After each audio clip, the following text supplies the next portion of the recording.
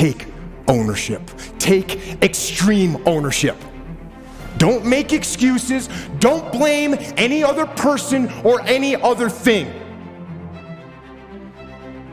Get control of your ego. Don't hide your delicate pride from the truth.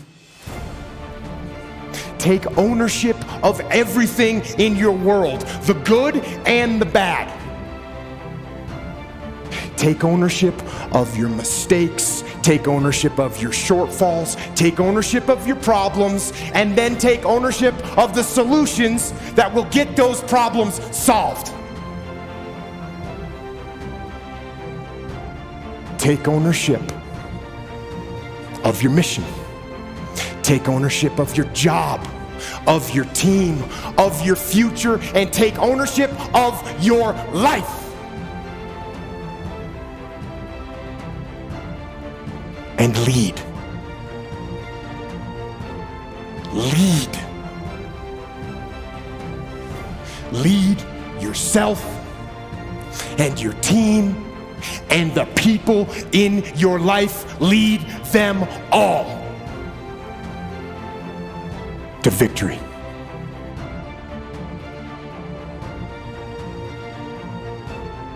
You're never, ever, ever, ever going to feel like doing the things you need to do in order to have what you want. You're always going to need to push yourself. You're always going to need to parent yourself. So what is the net advice on this? What is the bottom line? The bottom line is no one's coming. No one. No one's coming to push you. No one's coming to tell you to turn the TV off. No one's coming to tell you to get out the door and exercise. Nobody's coming to tell you to apply for that job that you've always dreamt about. Nobody's coming to write the business plan for you. It's up to you. And because you're only ever going to do the things that you feel like doing right now or that feel good right now, unless you understand that you've got to parent yourself, you've got to push yourself, you're not going to make your dreams come true. You're just not. We're not wired that way. You weren't born that way, you weren't that way when you were growing up, and you're certainly not that way as an adult. And there's a tremendous amount of liberation that comes when you accept the fact that you're always going to need to give yourself a push.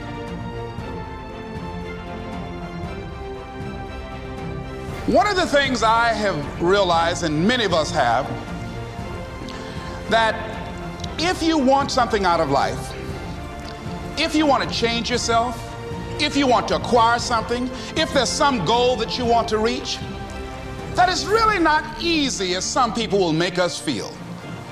That living your dream, changing your behaviors, overcoming negative habits, it's challenging. It's hard.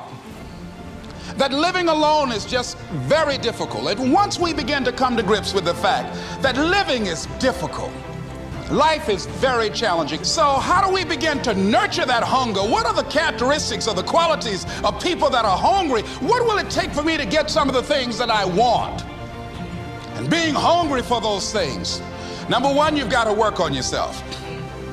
It's very important that you engage in an ongoing process to develop you. Spend more time on yourself than what you've been spending. It's very important. You owe that to yourself. Many of us never realize our greatness because we become sidetracked by secondary activity. We spread ourselves too thin, don't know how to say no. And we find ourselves doing all kinds of things and never ever have time to do those things that we need to do to work on ourselves. And then there goes a second, there goes another second, there goes another second, and we can't stop and hold time. And before you know it, you wake up one day and you're behind on your dreams and your bills. So decide that you're going to take some time to work on you, that you deserve that from yourself, that your life deserves some prime time because you are creating your own production. You are the star of your show. You are the director. You're writing the script. And you will determine whether your life is